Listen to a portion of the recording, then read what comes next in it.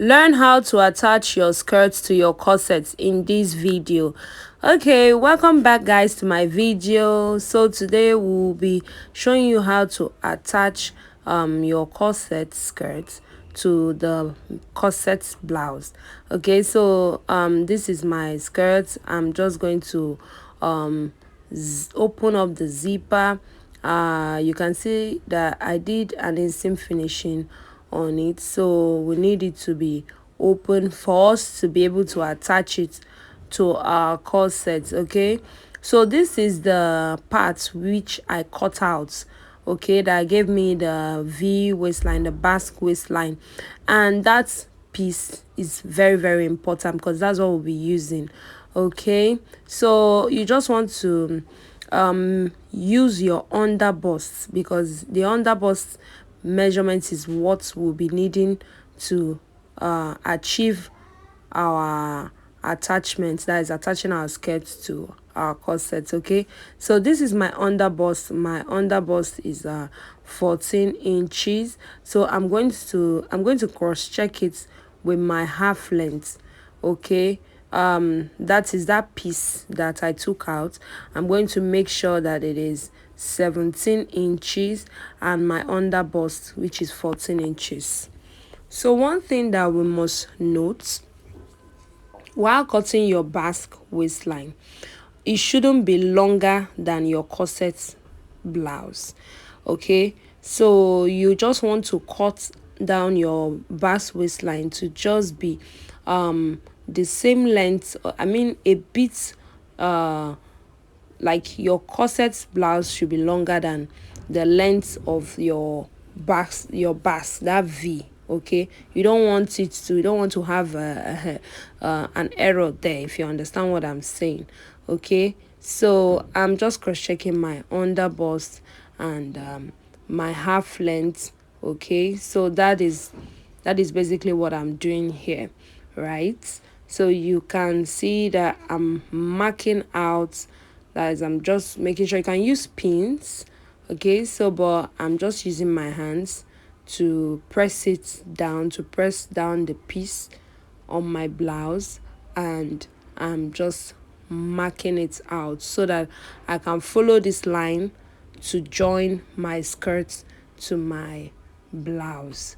Okay, so this is very important while trying to get your exact V waistline on your blouse. So you can see I'm just cross checking it again to be sure that I have exactly what I need.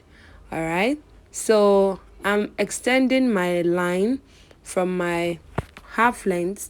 I'm just extending it into the back. So for the center point of my basque, I'm just going to give it a notch. You know, I'm going to notch it three times so that I can turn while sewing. So I would use my pins and secure it, making sure that I sew exactly where the line falls. You see what I'm talking about. So it's just something that I would carefully do. Okay, I'm just trying to make sure that I'm doing it carefully, so that I will sew it well and it will come out without having any fold. You see some of this V waistline that is being sewn, there is usually some sort of fold or excess on the center points. That is as a result of not getting the center point correctly. That is why, if you are going to do this, you must notch that center point, notch it carefully. This pattern applies to whatsoever kind of waistline. Okay, so I'm making sure that my side seams align, my skirt side seam and my blouse side seam aligns. Okay, so you can see that I just marked it a bit into the back from the front where my line stopped. So that's because I closed up my back down to just almost that side seam. Okay, So that is what I'm going to also do on the other side. Whatsoever I do on one side, I must repeat on the other side. We don't want to have a situation whereby the clothes is not aligning properly. Okay, so it's very important that your side seams align, okay, so that you don't have excess at the back or excess at the front. All right, so like I was saying, this pattern, this method applies to whatsoever kind of waistline that you are making, be it asymmetrical waistline, it applies. Okay, so I'm cross checking my armhole measurements to my half length. Can you see what I have on the left is also what I have on the right? But if it is not, I will just make a quick adjustment. Okay, so you can see that I'm just trying to bring it down a little so that it can give me exactly what I want. All right, so you know that tailoring has to do with alignments and making sure everything equates properly. So that's just what I'm cross checking, and I have what I need. Okay, so I'll just pin up the remaining sides to spread out the cloth properly and follow the pin, follow the chalk mark. That's the line that I had already drawn. So I'll just follow it and pin down on the blouse so that I can have what I want. Okay, so this pattern is easier. There are different ways that you can attach your skirt to your corset blouse actually. Some people decide to hand tack, but this by far is better for me.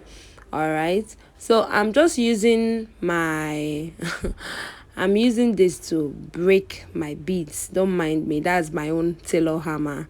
Okay, so after doing that, I'm just stitching it down, running my stitch down. Watch carefully and see how I am doing it.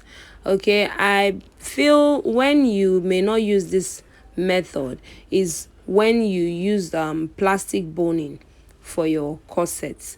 But if you use ridgeline bone, you use sew on boning, this is the best pattern or best way to attach your skirt to your blouse.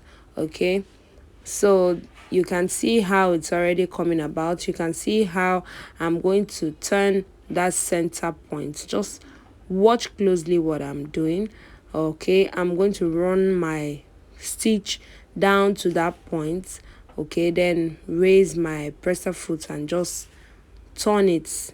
You will see what I actually did there, and continue my stitch. So I just turned it. Okay, I just made sure the needle is in the clothes, turned it to the other direction, bring down my presser foot and continue sewing. That way you are going to have a sharp V at that center point. So you can see how it's looking on the inside. You can see how it came about. You can see the back, and you can see how it's also looking on the outside. Okay, thank you so much for always engaging in my videos. Thank you all for always watching my videos. I really appreciate, and I would love if you can take your time out to watch other videos of mine. Okay, till we meet again, thank you so much. Bye bye.